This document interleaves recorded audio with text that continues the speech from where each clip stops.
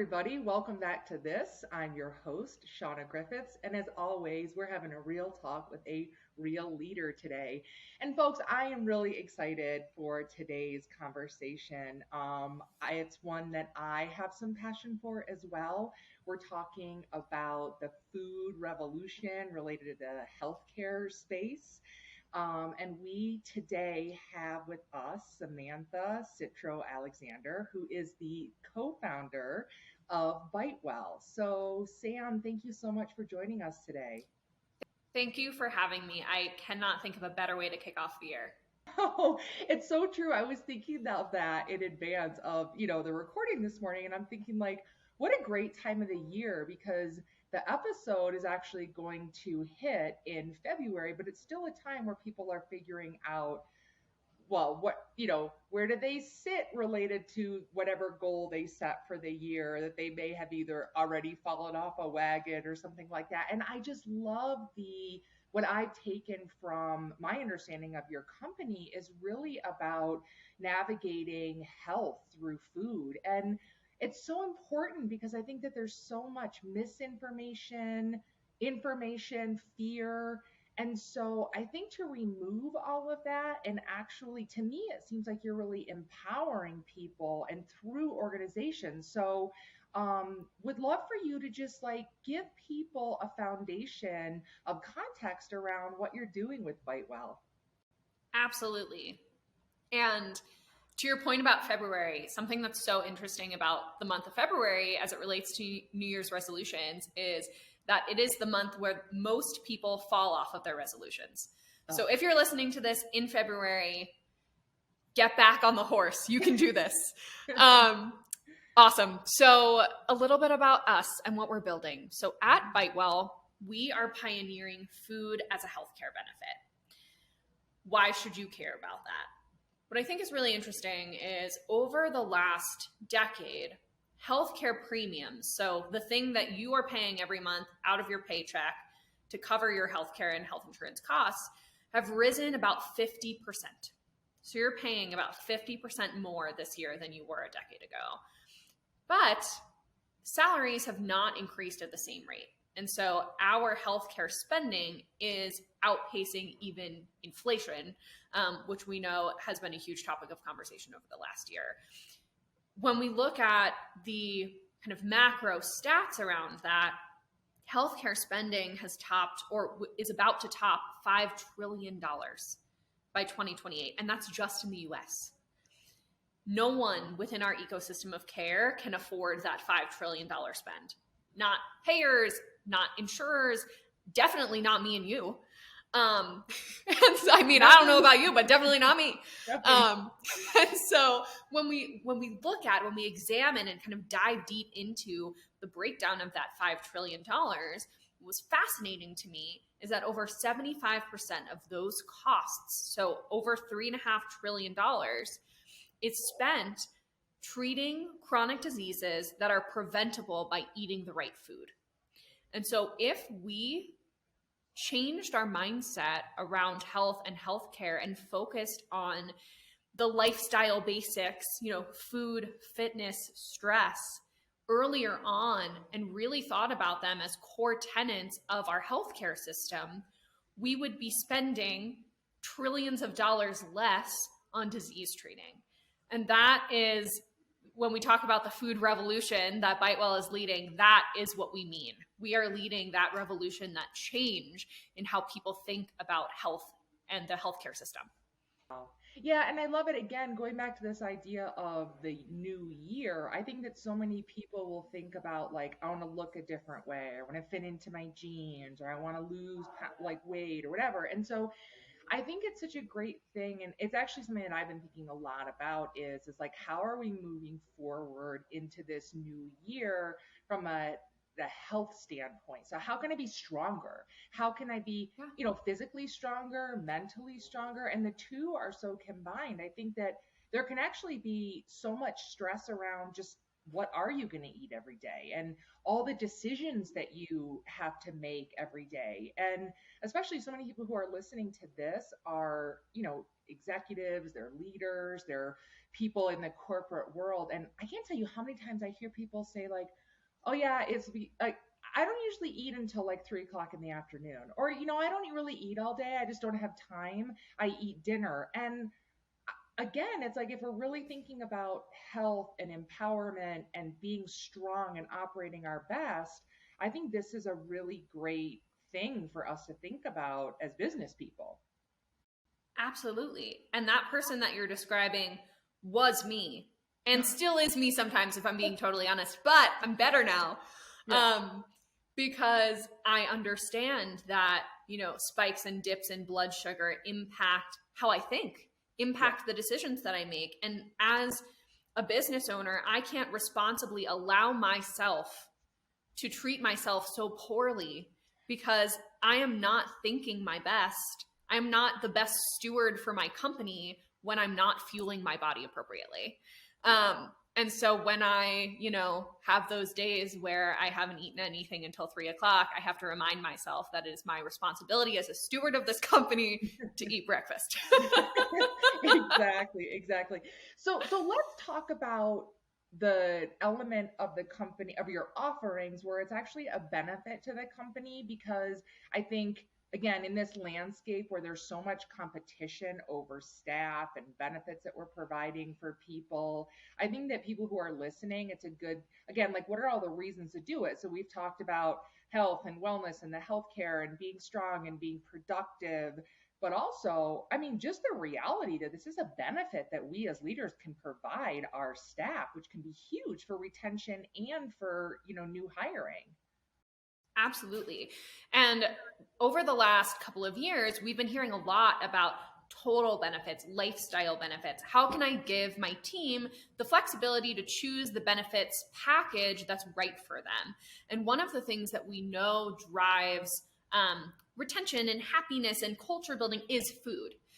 But the way that we have been giving food benefits has not, in the past, has not positively impacted health. We're doing things like, pizza on Fridays, or we're all going to order sushi together, or, we're going to stock the pantry with like chips Snacks. and cookies and snacks. And none of that is bad. All of that is great, but we can do better.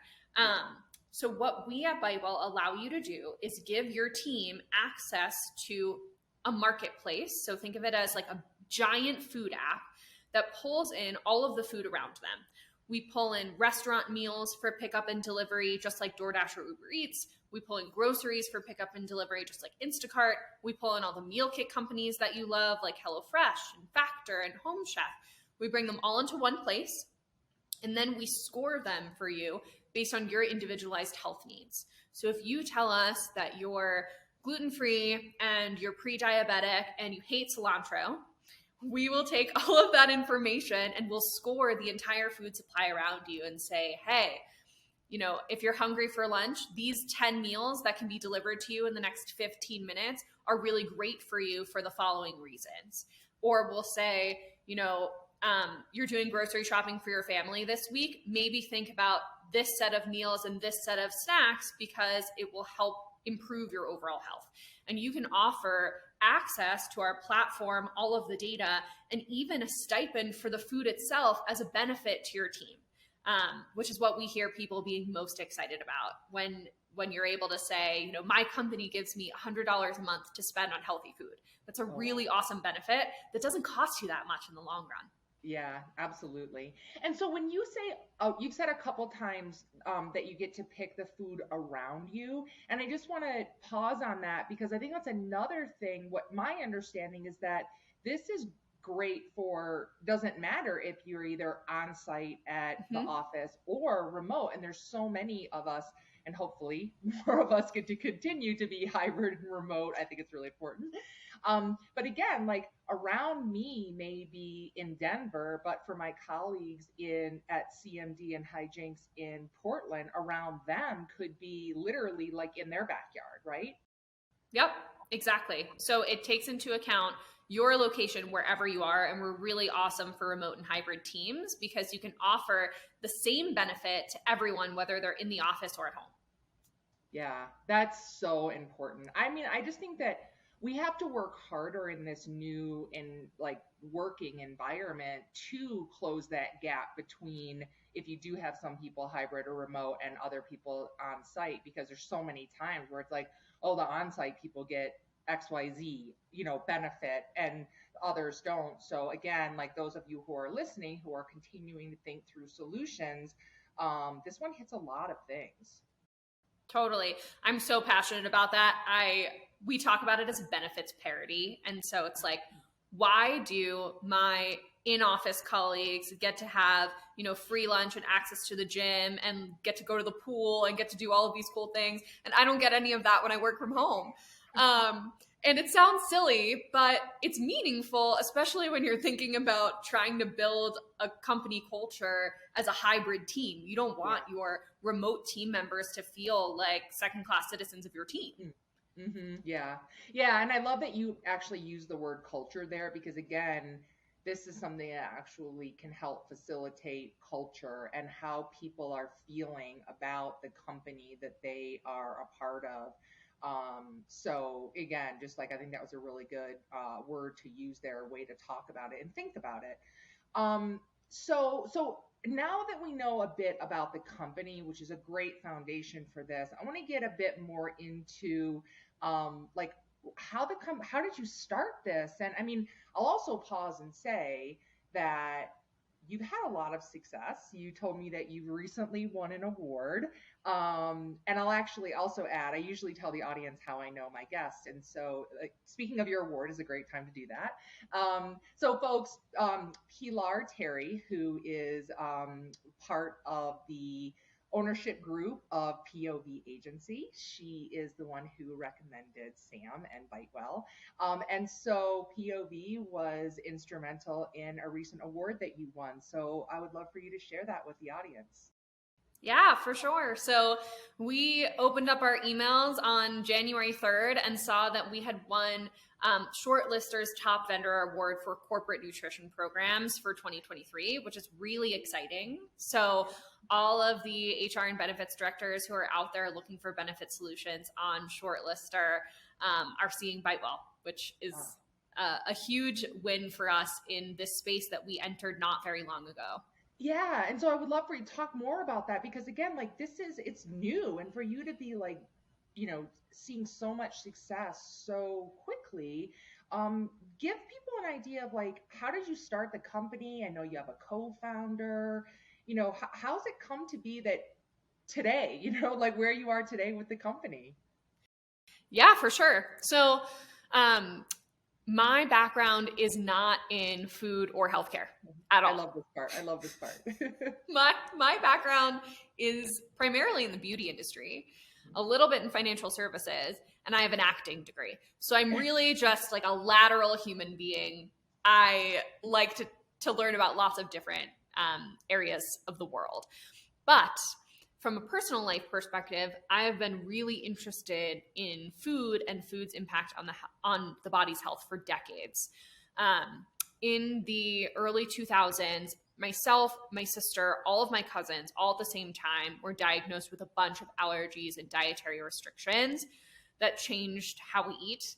And my poor grandmother I come from like a big Italian family. We would do dinner every Sunday night at my grandmother's house. My poor grandmother had to relearn how to make all of our family recipes. Like I couldn't have dairy, my sister couldn't have nuts, my other cousin couldn't have eggs. And what was this poor woman supposed to serve us?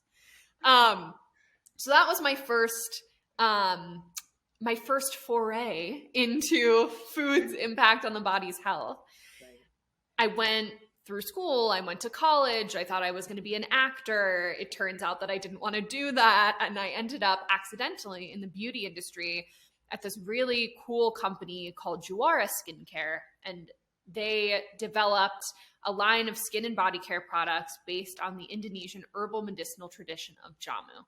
And through my work with them, I had the opportunity to go to Indonesia and to learn about jamu and to learn about all of these amazing ingredients like turmeric and galangal root that we now know a lot about. But this was, I can't believe that I'm going to say this was over 10 years ago. Crazy.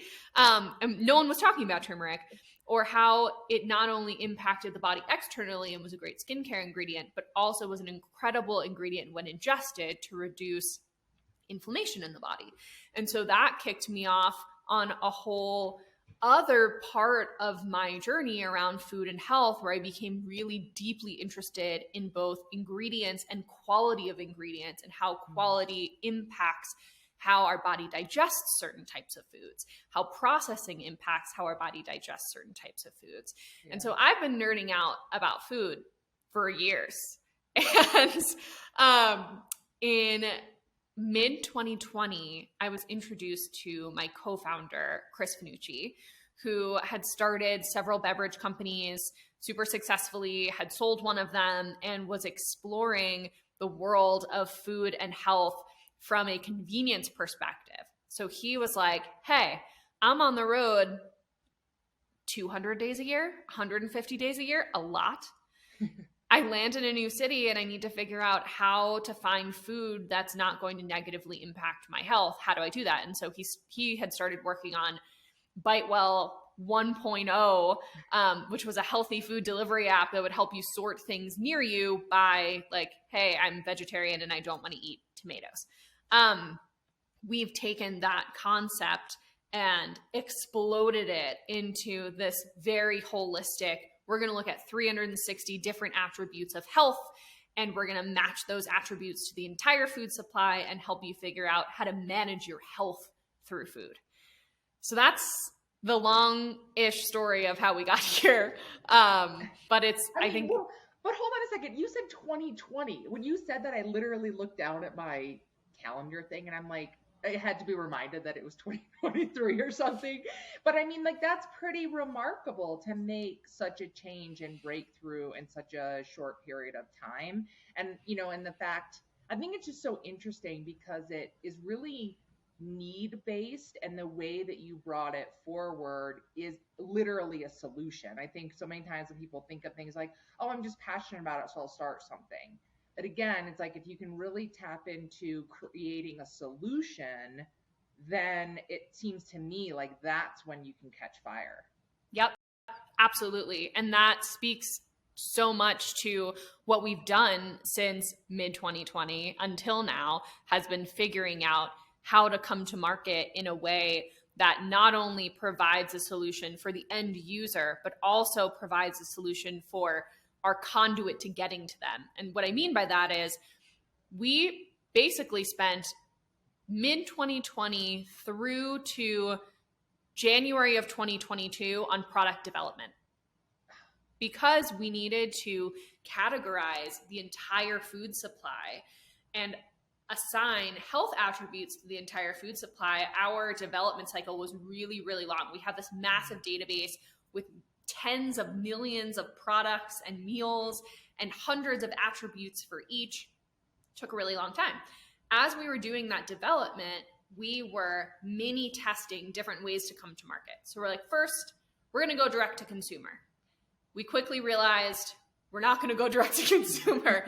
Super expensive, really hard to cut through the noise and explain to people. So crowded. So crowded. So crowded with solutions, with, I'm going to put solutions in quotes, solutions that don't really solve the food health problem, but like dance around it. So we decided, no, we're not going to do that. Then we thought about coming to market through dietitians and nutritionists, which was a great way to come to market, but quite fragmented. And then you're only addressing the part of the market that's already working with a dietitian or a nutritionist to address these issues. And so how do we get to the rest of the world?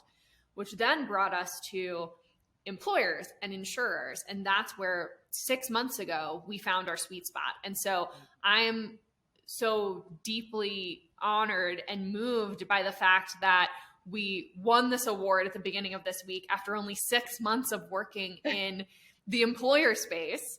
And I think it's because we did exactly what you said. We found a solution, not just for the problem that you and I have, which is how do I use food to treat my health, but also the problem that the employer had, which goes back to what we were talking about at the beginning of this podcast around cost.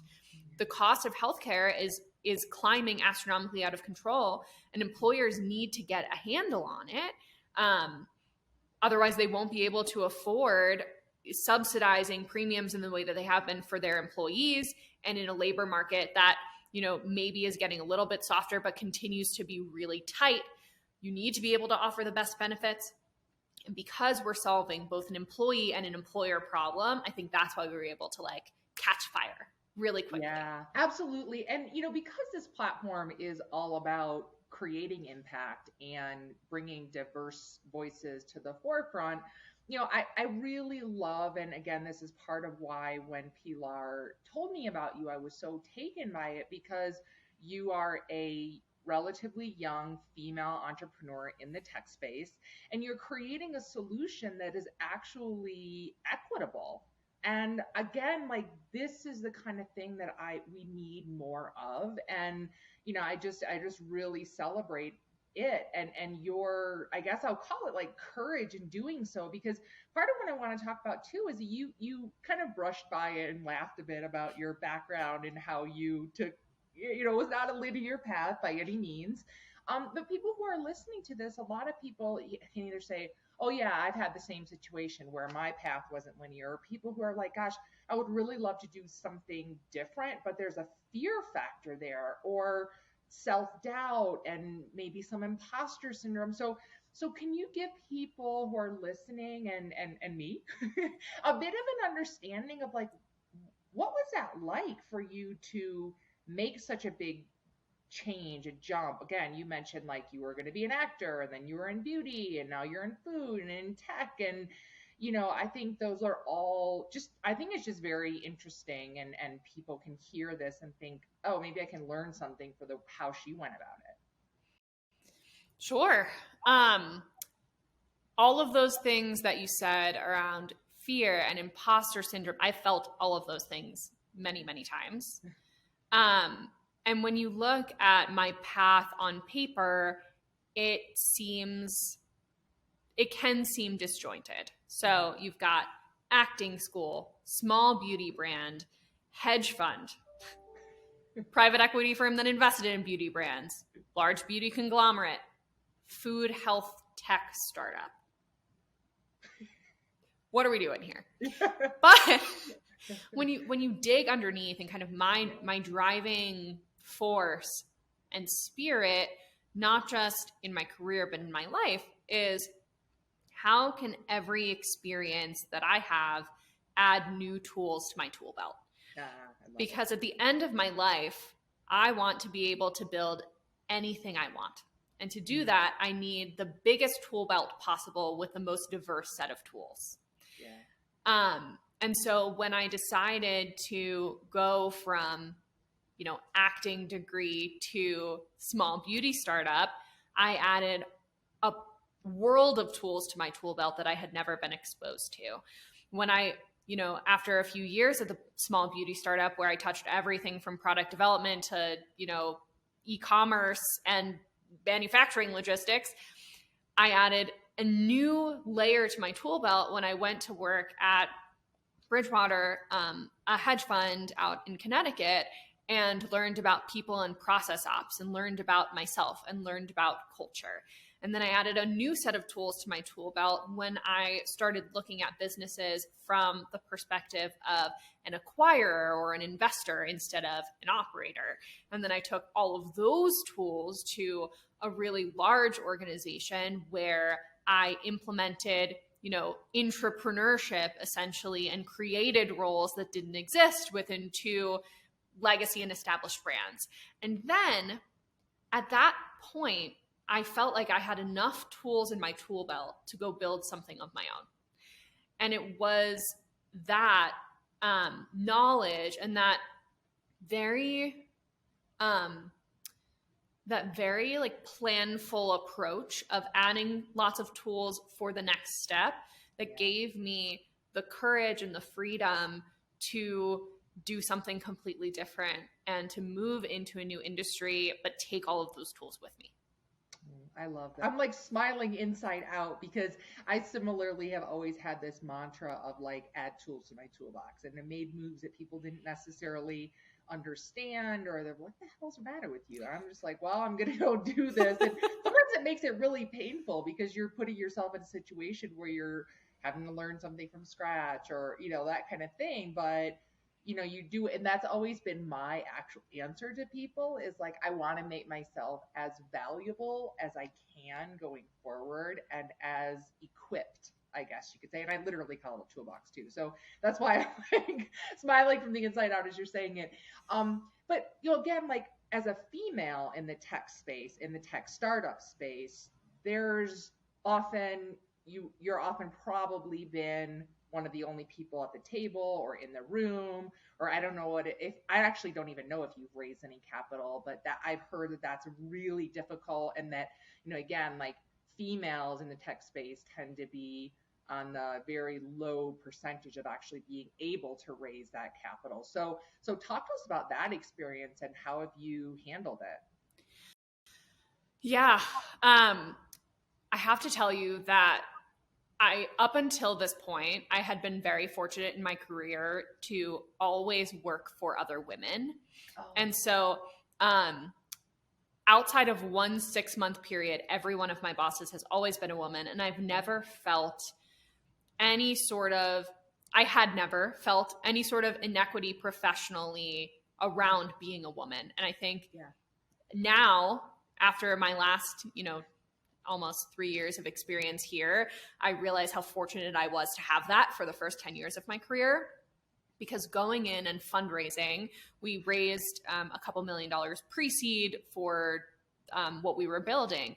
And going in and fundraising was the first time that I ever felt like a person looked at me differently because I was a woman in the room. There were times where I was sitting at a table across from a bunch of guys, which is totally fine. Yeah. But they would direct every question to my male co-founder. Everyone. Wow. And he, Chris, giving him all the credit in the world, would just direct the question back to me. He'd be like, yeah, that's a Sam question. That's a Sam question. And I kid you not, there was one meeting where he must have done this 10 times, and they still continued to direct every question to Chris. Yeah. It's wild. It's funny. I'm saying wow, but I mean, I'm not surprised. I will say it's awesome when we see men like Chris and others. Like, I've been really fortunate to have a lot of the men in my career who are really supportive. And again, like you're saying, like, I didn't ever feel, not ever, there were definitely times, but a lot of the great leaders that I had, I never felt different or treated differently because I was a woman. And so it was those times where when you do have those experiences, you're like, holy shit. And you realize, like, the privilege that you've had to not have to deal with that in certain places. And so it is just like awesome to see when you're seeing the people who are, the men who are acting like you're saying, you're giving that example of Chris. So that's great. And so in those moments, I think you probably just felt that support. So you didn't need to really worry about it or take it on or fight or anything. You just, like, keep going about your business. I mean, I certainly didn't feel great, Yeah. but I felt very supported by my partner, which is, I think, all you can really ask for in a situation like that. And I felt, after there is one meeting that comes to mind that was just horrible. And I felt angry for a few days after that one. And I had to really center myself and let it go before walking into the next set of meetings, and not expecting those to go the same way. But it was jarring, truly jarring. But Sam, that's such a great point that you're saying, is that it doesn't matter if it's because of gender or race or sexual orientation, whatever it is.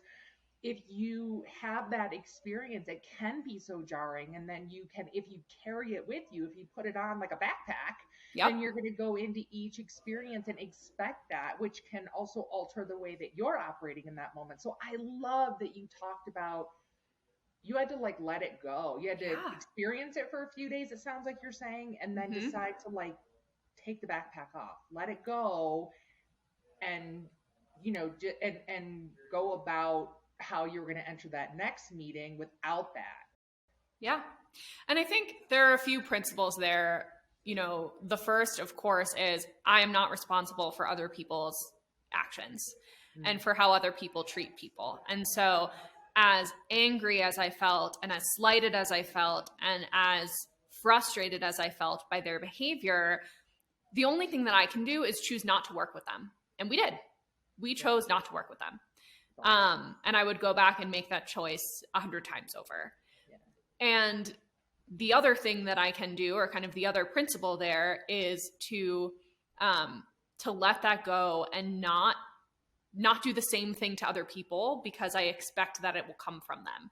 And so as I was walking into that next set of meetings, I needed to that's kind of my exact visualization, like take that backpack off, or like take that jacket of weight off and enter this meeting as a human being meeting another human being for the first time, and learning about them and them learning about me, and it'll either be a fit or it won't. And that was hard. That was hard to learn. It's so true. It is. It's like there's a thing where I think I have to ask myself sometimes when those kind of things happen, where it's like, okay, am I going to actually am I going to carry that person with me? Am I going to carry that and actually like just feed into that more? Or I just that part of like, okay, I'm going to let it go, but we're human. And so that stuff does affect us. So of course. Yeah. So I'm so glad that we talked about that.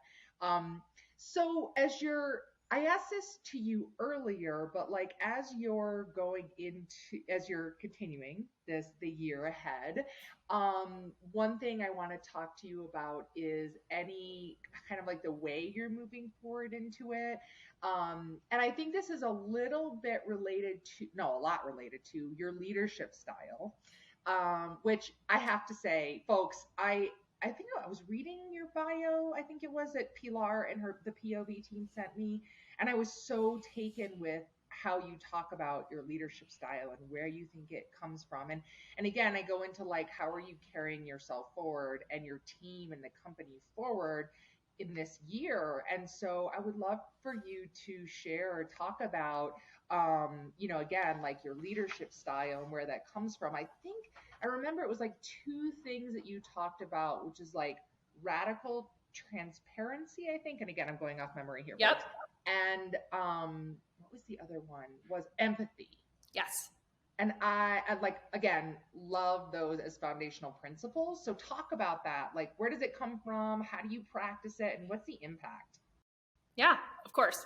So I have had tools in the tool belt, right? Lots of different experiences that have shaped my leadership style, my communication style, and who I am as a person. And I think the two of the most formative ones are, number one, going to acting school. So I studied the Meisner technique at NYU, and for the first, I'm going to butcher the time period, but I'm going to call it 6 months. So for the first 4 to 6 months of the program, as part of the Meisner technique, your job is to uncondition your responses and to, we do a lot of anticipating. So as we're talking to another person, we are anticipating what they're going to say, what we're going to say next, what, we're thinking about what we're going to have for lunch. Like, we are not present with the human that we're with. And so for the first 4 to 6 months of the program, you stand in a bare room in front of another human being, and they say something to you and you repeat it back to them. And they say it back to you and you repeat it back to them. And you just say the same thing to each other over and over and over again until someone is compelled internally to say something different. And it is through that practice that I really honed empathy and understanding and deep listening and presence with the other human in front of me. The other experience that I had that really shaped who I am was working at Bridgewater. And I don't know if you're familiar, if people who are listening are familiar with what Bridgewater is known for, but they're known for this culture of radical truth and transparency. And it's fascinating. And there are a bunch of books about it. But what I took from that is that the best way to care for a person is to be as honest as you possibly can with them. And it is through that honesty or that transparency that they will grow and you will grow and your relationship will strengthen and you'll be able to root out suboptimalities or problems within your relationship or within your company and shape change.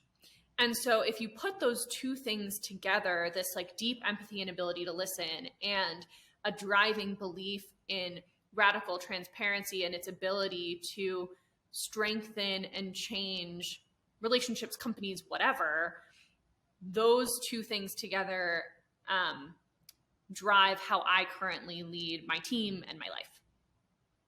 Wow. It's so, as you're saying it, I'm listening. But also, I mean, really, it just made me think about like how effective for those of us who are, leaders and leading other people, and we're, for those of us who are, listening and tuning into this, it's like, imagine if you're putting those two things together, or the person who, say, you're sitting across from your boss or whomever, and they're actually, to your point, present and listening. And how many times have I been in conversations where I know full well the other person is not listening at all. They're literally just waiting for the moment where they can jump in, interrupt, take a breath moment.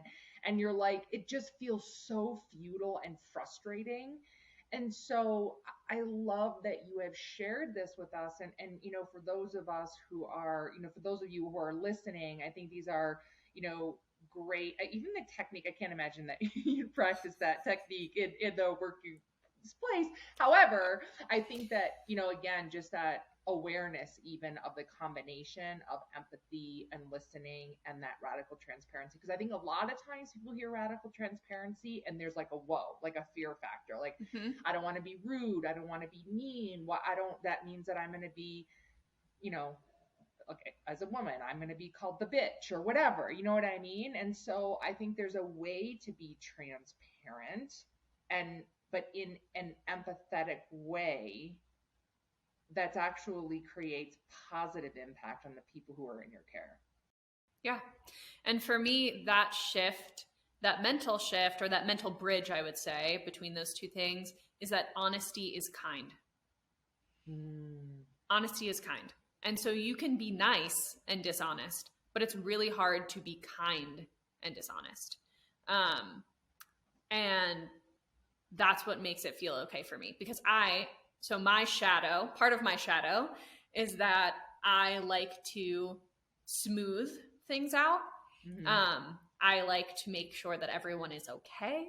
I am a people pleaser in some ways, and I've had to learn to strip a lot of that away and know that even though in the moment someone may not be happy with me for sharing a piece of information or sharing an observation or being honest with them about what I think, in the long term, they will appreciate me more for it. Yeah. And I think a lot of this also has to do with intentionality, right? Because everything you're talking about, the intention behind it, where it comes from, and again, you use the word kind, it comes from a kind place. You're wanting, at the end of the day, it's business and we have to move things forward. And I think also that element of that transparency in a kind way and that empathy and listening, all of that, it can also really be efficient. Super efficient. If it's efficient and effective, it's like, yes, let's do that. And I mean, how many people who are listening to this, like if you don't have that honesty from someone or transparency, and a lot of times it can leave us wondering, or like, we end up making up crazy ass stories, me included, about why somebody's mad at me or whatever, not speaking to me or whatever. And it's like, but if we just cut through all of that and can be honest and open with each other, then like, again, we're going to get to B a lot quicker than waiting around at A. Yep. Yes. With less energy spent, less stress, less anxiety. If you have a pact with the people in your life that you're going to be honest with each other, then you don't have to spend all of that in your mind time thinking about what did they really mean? What did they not say? Why did they say the word like that, etc. Clearly, I've done this. Clearly, I'm laughing only because as you're saying, and I'm like remembering recent times when that's me. Or, you said the anxiety part, and I've been honest and open about my own struggles with anxiety. And a lot of times it's like because I'll feed that anxiety, that tendency towards anxiety by doing those things like wondering. And, Yep. it's like, again, and sometimes I think, I think it's our responsibility as leaders to be empathetic and to work more towards these things that you and I are talking about. At the same time, I do think that there's an element where we can ask that of other people. If we're not getting that from other people, we can choose to ask, or we can choose to also let it go and know that it's somebody else's problem. We don't have to wear it. So, yeah. And I think for these principles to be effective within a team, everyone needs to be on the same page, and everyone needs to contribute to them. Because if I'm sitting here present with you and you're sort of listening to me, but also emailing and also thinking about what you're going to have for dinner and like what clever thing you're going to say back to me so that I'll like you, we're not getting anywhere, because then we're hitting a wall in our relationship. And so a really simple and effective tool that I've found when that's happening, and it happens to me too. Like there are times, many, many times, when I'm sitting with my team and I'm, doing 600 things and not present with them, and they're like, hello. But a really simple and effective tool is to just stop. So when the other person stops talking, just stop talking silently and say, hey. That's it. Just stop talking and say, hey, or hi, or hello. And what usually happens is that the other person looks at you funny, laughs because they realize that they were wherever they were, and says hello back to you. And then you've started anew. It's like a greeting. I don't know why it works, but it just works, and it takes 15 seconds to do, and then it brings you together.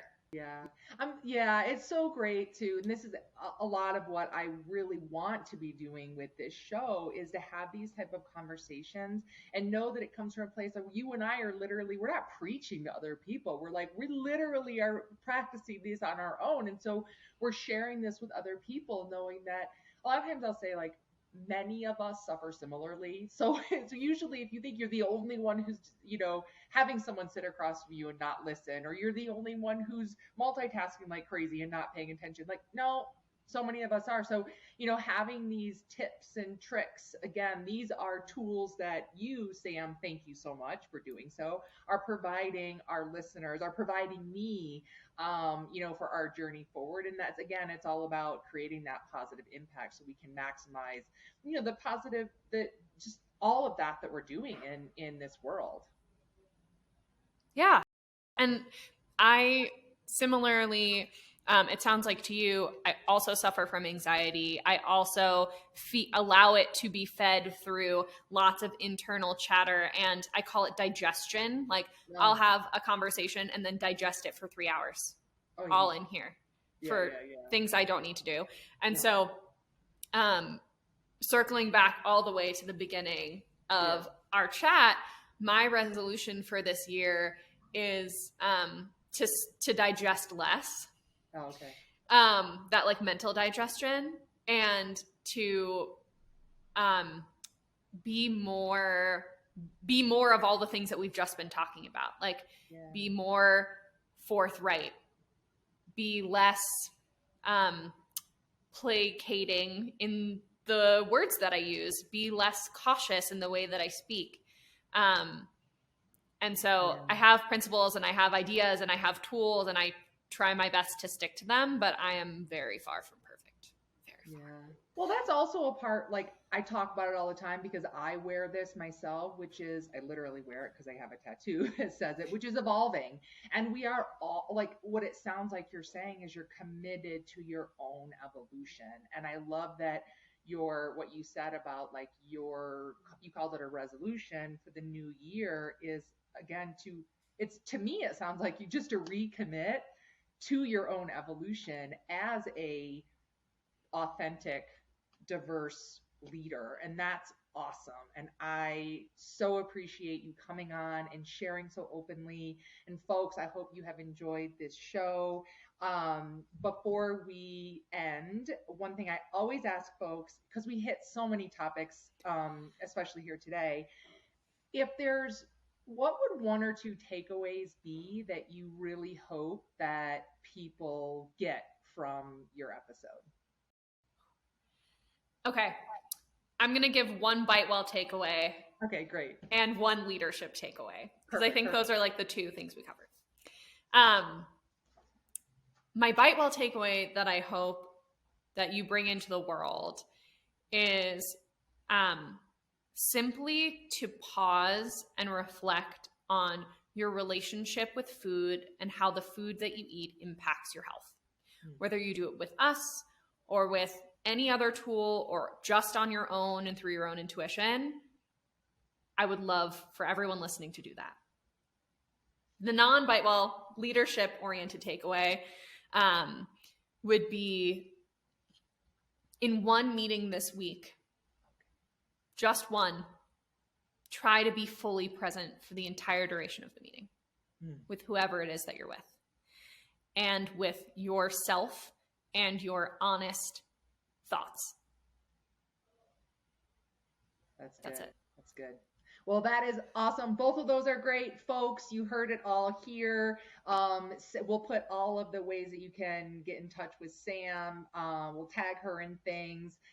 Thank you for everything you're doing for your own evolution, for the evolution of others around you, and to create positive impact in this world. So thank you so much, Sam. Have a great day. Everybody have an awesome day. Thank you.